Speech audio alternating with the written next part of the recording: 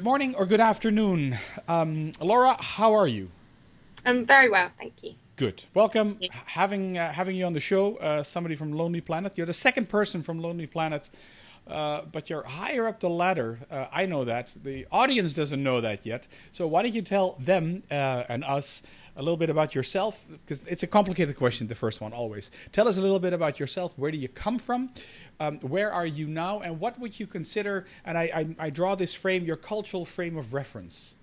Okay, no problem. That's quite an easy one, I think. Okay. Laura Lindsay. I work in the communications team at Lonely Planet.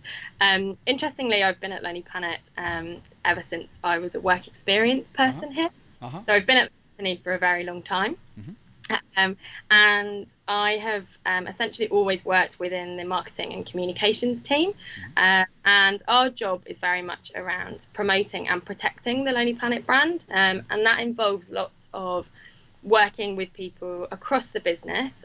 So you mentioned you've interviewed one of our writers previously. Lots of interactions with our writers who are out on the road. We've got over 200 who are sort of treading the boards for us, if you like, meeting travellers, understanding changes that are happening in the world. And a big part of my job is helping the business understand what is going on outside of the business and helping everybody within the business understand what we are trying to do and how we're contributing to that. And I'm sure that you can imagine in the last 9 years that I've been at the company, the world changed dramatically around us. We as a company have to also adapt accordingly. And so things like understanding the digital landscape is something which I've spent a lot of time on. And also understanding how people travel differently. We have a campaign that I work on every year, which is called Best in Travel. You might be familiar with it. It's when we, every October as a business, explain to travellers where we believe they should visit in the next year. And the places that we see are really offering people something exciting or different or new.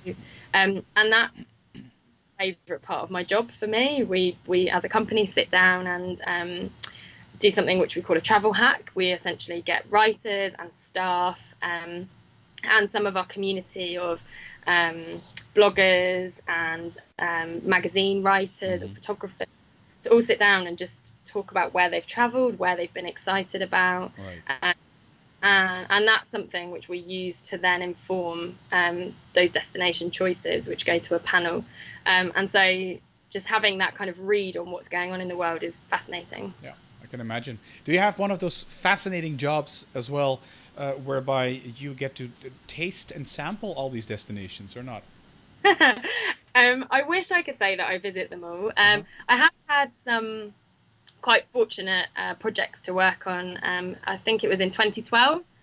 We launched a book that was called The World's Best Street Food. And one of the projects I was asked to work on was to organise a street food festival to launch the book and to enable consumers to come to the event and taste some of the different street foods that we'd recommend. And one of the lovely things about Lonely Planet is we don't just stick to the predictable and perhaps safe territory. We like to encourage people to try something different and broaden their horizons. And so as part of that, I was going around London and finding street food and sampling different recipes. Because part of the company is very much that we won't recommend anything we haven't tried ourselves. And so I was eating ceviche on a roadside and visiting somebody's house to try their takoyaki. So that was probably one of the nicer opportunities to do some sampling. That's kind of nice. That sounds really nice and interesting. From the accent, I'm not sure you mentioned where you're from. Did you? Oh, sorry. So I grew up an hour north of London and now live in London and work in our London office. And I've worked in our London office for all of my career at Lonely Planet, but most recently this role, as it's a global role, has taken me to many of our other Lonely Planet offices, which has been a real privilege. I'm sure that you can testify to meeting people face to face makes it much easier to work with people. And so I've spent a lot of time in the US. I've been lucky enough to go to our Melbourne office. We've got an office in Dublin. And so, yeah, I'm very fortunate to be going to Italy next month to work with our Italian language partners. So I'm not in one of the roles of people who visit the destinations, but I certainly do travel as part of Lonely Planet. I guess one thing to say, which is a really nice thing about working at a travel company, is that we are very encouraged to explore the destination that we're visiting for work. So things like, for example, I was in San Francisco for work, and I had a chat with my boss and said, it's going to be cheaper for me to fly via Vancouver than it is for me to fly direct. And I'd love to have a weekend in Canada. I've never been to the country before, and the company's so supportive of that. And we share holiday photos in staff meetings. So I was quite lucky to be able to come back and sort of rave about visiting Vancouver Island as much as going to work in San Francisco. I can imagine. Both are nice destinations to go to, by the way. Yeah, absolutely. Yeah, I've been to both many times, so it's I can imagine the scenery there. You're currently in London as well. You said you're an hour from London. You work and live in London, but now you are in London as well, with a lovely, nicely branded Lonely Planet poster right behind you. That is for the people following the YouTube channel. If you want to see what Laura looks like, you can check that out as well. By the way, one thing usually how I prepare for these interviews is very simple. I ask for an introduction, and then I start looking for. I use Google, and and then I look at people's LinkedIn profile. What I found interesting on your LinkedIn profile, it says you have a BA and an MA in human geography, and geography I can place, but what's the human part in human geography? Just curious what that is. Sure. So in the UK, geography as a degree, you can either do a Bachelor of the Arts or a Bachelor of the Sciences. And a Bachelor of the Sciences is what we call physical geography, and that's very much the kind of the science behind topography and things like the makeup of soil and why certain landscapes are the way they are. Or you can go down the route which is more socio-political, which is what we call human geography, and that's much more around the arts, and that was the focus that I took. So, for example, my master's was in the consumption of information about places, ending up at Lonely Planet. So that was a lot of looking at how people understand place through the information that's available to them. Okay, thanks for clarifying that. Human geography. It's a direction I'd never heard of. You said earlier as well, we could have heard that in the introduction as well, you're in charge of Lonely Planet's brand communication. So how does that pan out in different countries in the world? Or is that one consistent thing?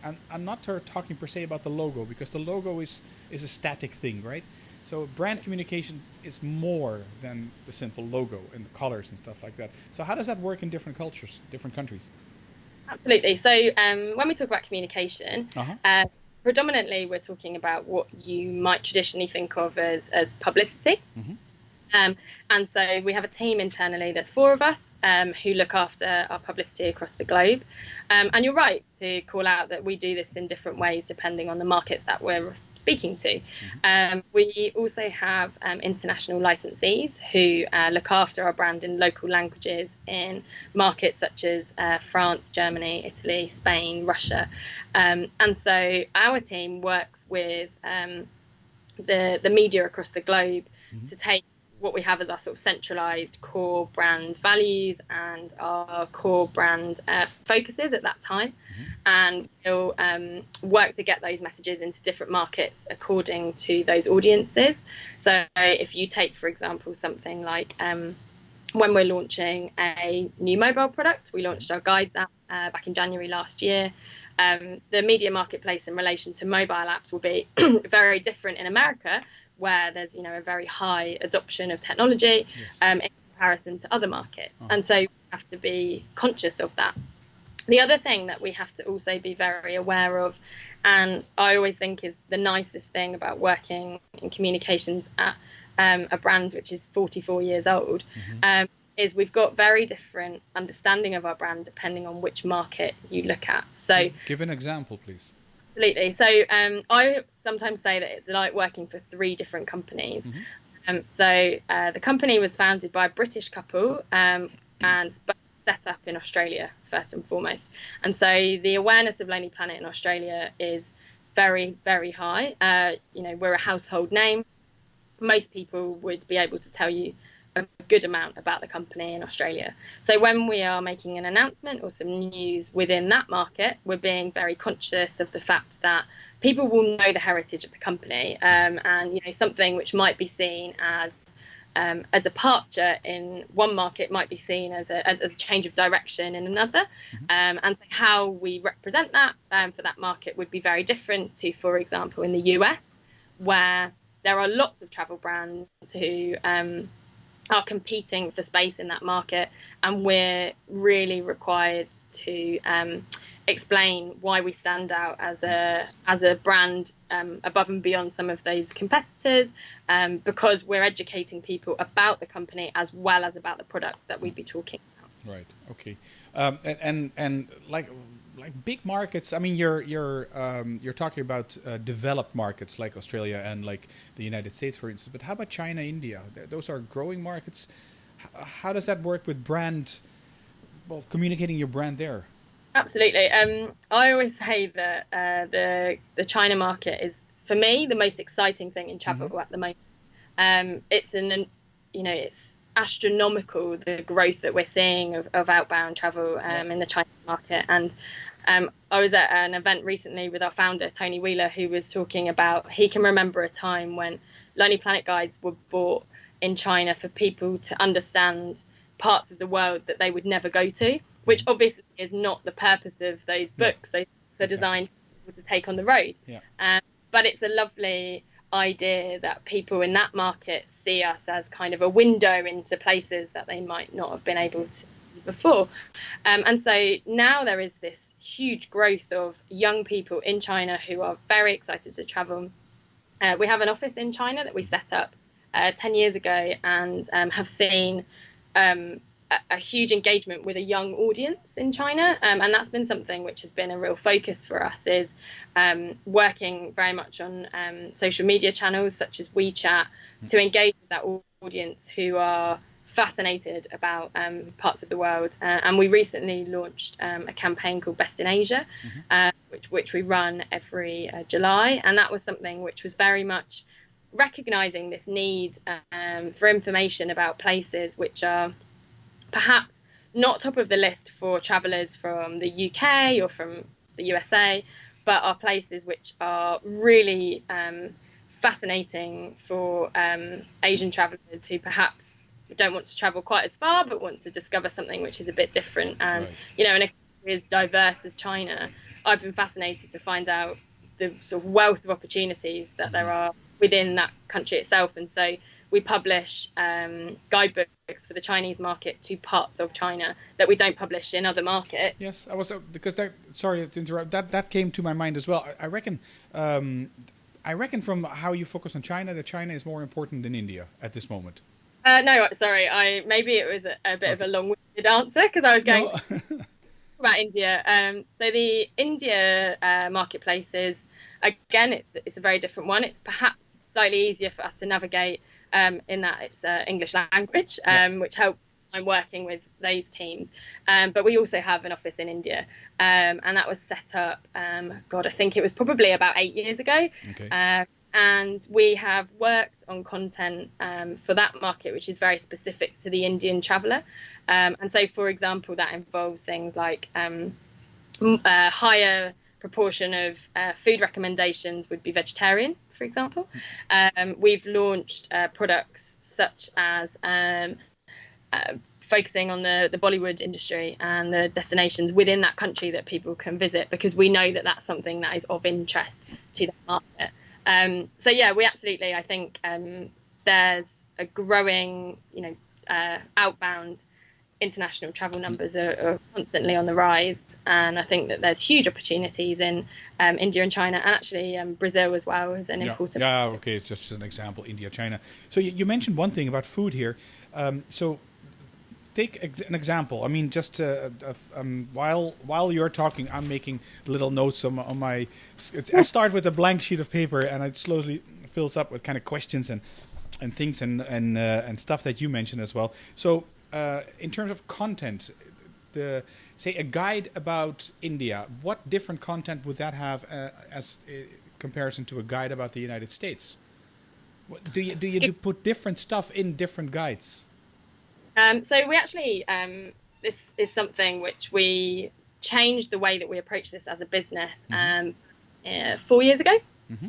And so the way that we structure the content at Lonely Planet now is by destination editor. So back in a traditional publishing model, we had what we call commissioning editors who would put together a book product, and they would commission a writer to go out on the road and research that particular book product. Yeah.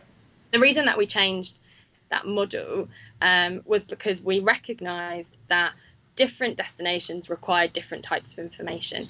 And we also recognized that as travelers engage with Lonely Planet content across many different platforms, so book, online, mobile, video, etc., the way in which we deliver that content to people not only varies by destination, but by the platform that we're presenting it on as well. Yep. And so we made a decision as a company to structure our content business around destination editors. And so what that means is we have 20 people in the company who their whole purpose is to be the industry expert on that particular region. Yeah. So, for example, we will have a Western Europe destination editor who must know all of the changes that are happening in those countries that they are responsible for. You know, if there's political change, if there's economic change, there might be currency fluctuations, there might be change in visa regulations, all of those sorts of things. Okay.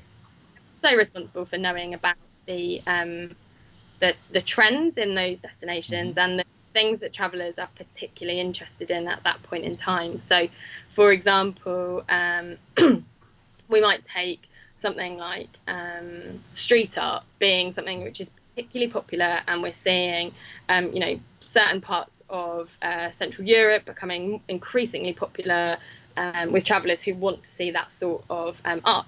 Oh. And so the destination content will vary according to what we know is popular with travellers and what we know is best offered in that destination.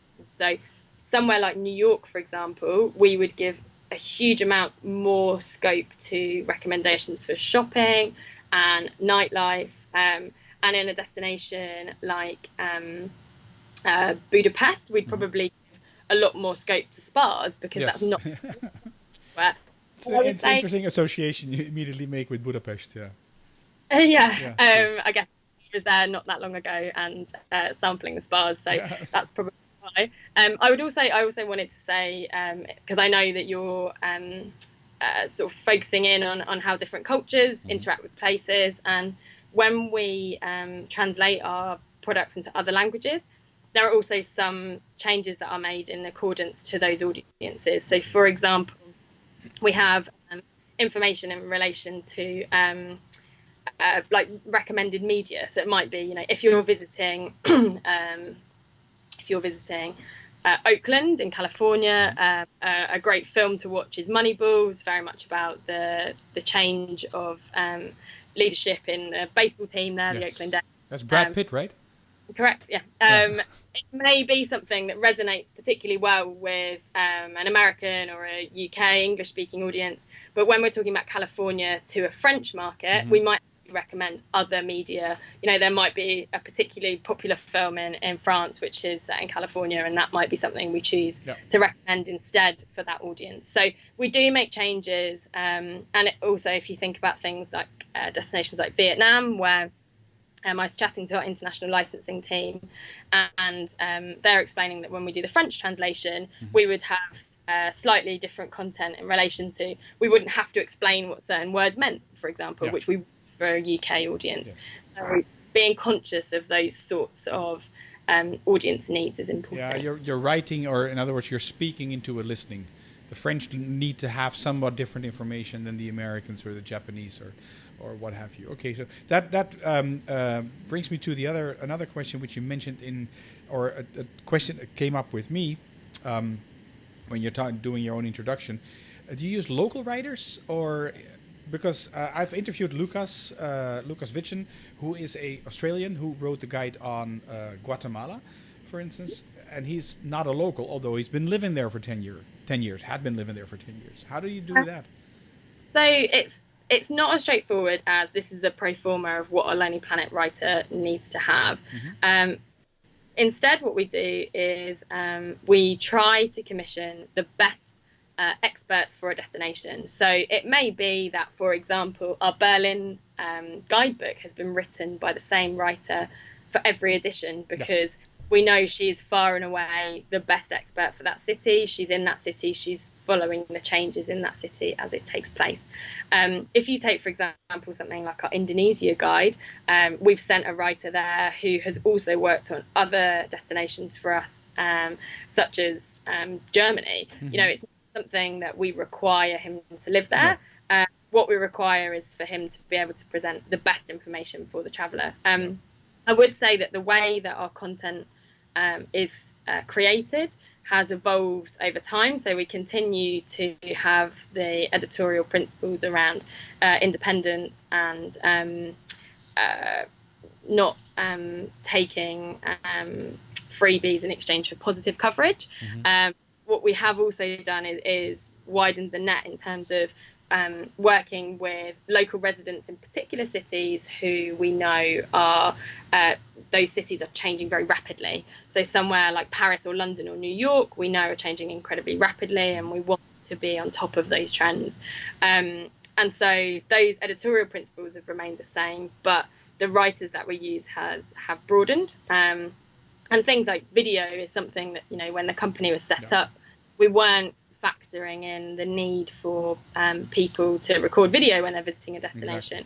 Whereas today we have a program called Pathfinders, which is actually working with a whole host of travel bloggers and vloggers who have entered to be part of our program and are at different tiers, and we are working with them on different what we call assignments, but we're still holding on to those editorial principles, but we're conscious that today's consumer is so content hungry that we are, you know, we're not expecting every single writer to be in a destination all of the time. And it varies destination to destination. And as I mentioned, that destination editor role, that's very much part of that, is knowing who in their regions are the best experts for that region and know the history and the culture and the trends that are happening as they're researched. Yeah, makes good sense. Nice, elaborate explanation on these things. It's crystal clear. And you mentioned like Paris and London changing really fast. Like, what changes in the world or in a city like Paris or London influence the writing? That's almost, if you want an elaborate answer, I would say that I could go on for weeks and months about that. But I think you're talking about a place which has such a high population density, such a high density of services to support that population.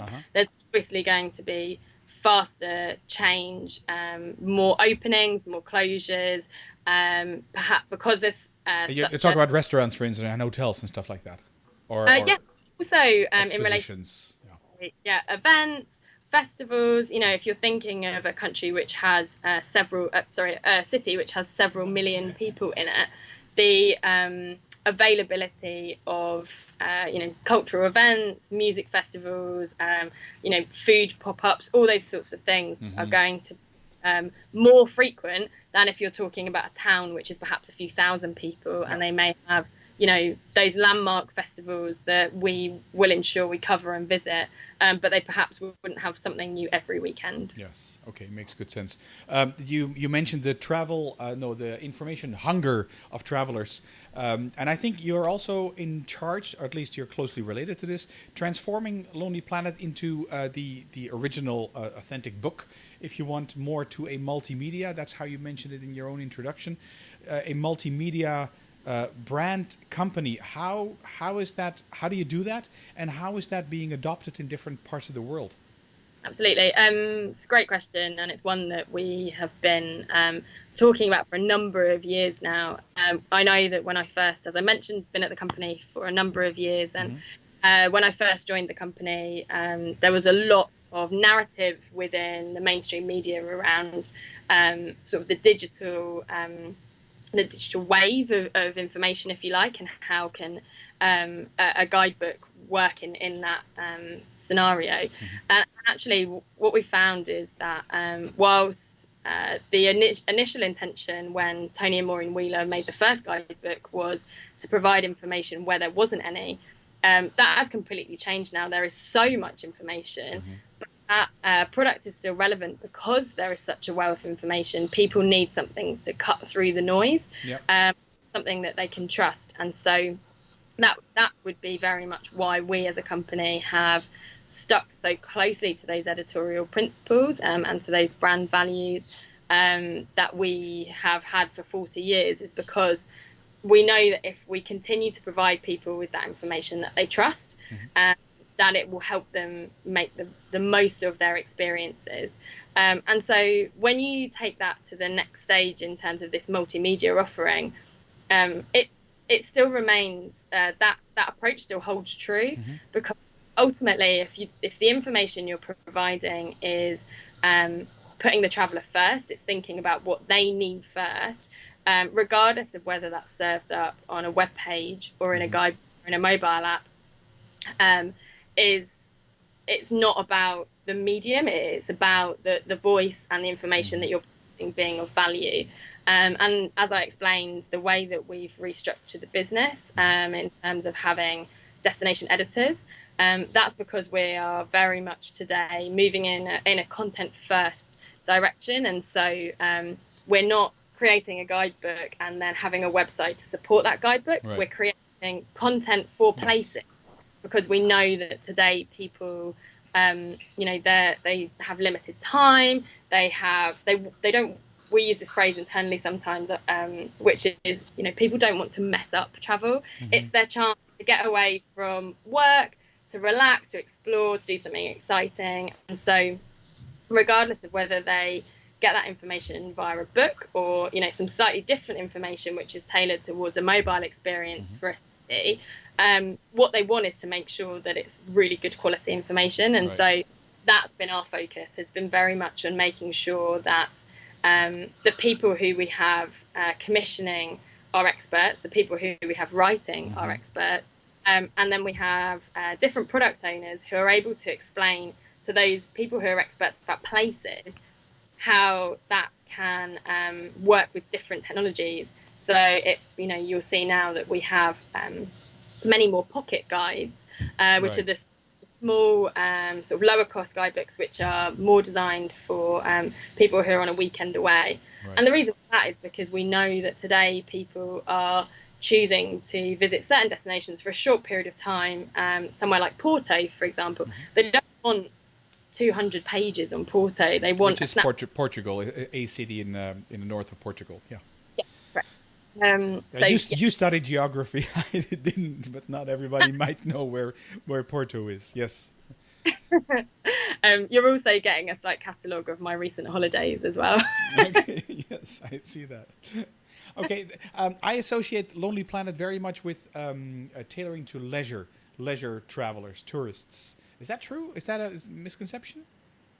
It's an interesting question, because I'd actually say that we predominantly, the heritage of the company has been in leisure travel, and I think today we still very much provide information for people who are going on holidays and vacations and weekends away. Why I say it's an interesting question is because the lines between what I'm assuming you're thinking about is business travel and leisure travel. Yes. Blurred. I would say that today's consumer doesn't, on a business trip, go to a hotel, a conference centre in the airport and nothing else. What we're seeing is that people, now there is such a wealth of information available, they'll want to use their evenings when they're not working, but they're in a place, to experience something. And we actually have been working for a while on something that we're calling Explore Every Day. And that's this notion that if you're somebody who travels and you're somebody who has this mindset of exploration and discovery, that you can apply that outside of your 2 weeks holiday a year. Something that we encourage staff here to do, and we're keen for our consumers to also have this mindset, which is, if you're sort of approaching the world of curiosity, you're able to have incredible experiences when you are at work, when you're traveling for work, when you're on your way home from work. You know, if you take, for example, I use this analogy sometimes, that people come back from a trip abroad when they're on holiday, and they'll say, oh, I met this incredible barman who I was chatting to, and he was telling me some great places to go. Or I was chatting to somebody on the bus, and, you know, we had a lovely conversation about where they're from. And then they come back to their hometown and they turn off all of that engaging with real people, and they're reading their newspaper and they're in their phone and they're not engaging with the place around them. And so for us, what we're trying to say to people is that those attitudes and that approach to life is still possible. When I travel with work, I'll go and sit in a restaurant on my own and I'll chat to somebody who's working there, and I'll understand a bit more about, if I go around the corner, I'll see this amazing piece of street art that I wouldn't know was there. Don't just reserve that to my holidays for a couple of weeks of the year. And so, you know, we've done things recently like launched some recipe books for people to be able to create food at home that they've had when they're on trips abroad. That's kind of nice. And it's that idea that, you know, there's like, our time is so precious that you can make the most out of it if you've got an informed way of approaching it and sort of a curiosity to do so. Yeah. Oh, that's interesting. I'm looking at the time as well. I still have I have plenty of questions, but I tend to keep the interviews around 30 minutes. It's not a TED Talk, but it's an interview, and I think around 30 minutes is about the time that people might switch off. Let's see. What do I ask you? Very quickly then. What is, because that's something you're involved in as well. It's an event called Best in Travel. Correct. What is that, please? Best in Travel, we've been running it for well over a decade now. It's where we, as a business, work with all of our experts to discuss the places that we believe travellers should be considering visiting in the next year. And it's those destinations which perhaps have previously been a bit off the radar and people wouldn't have considered going to.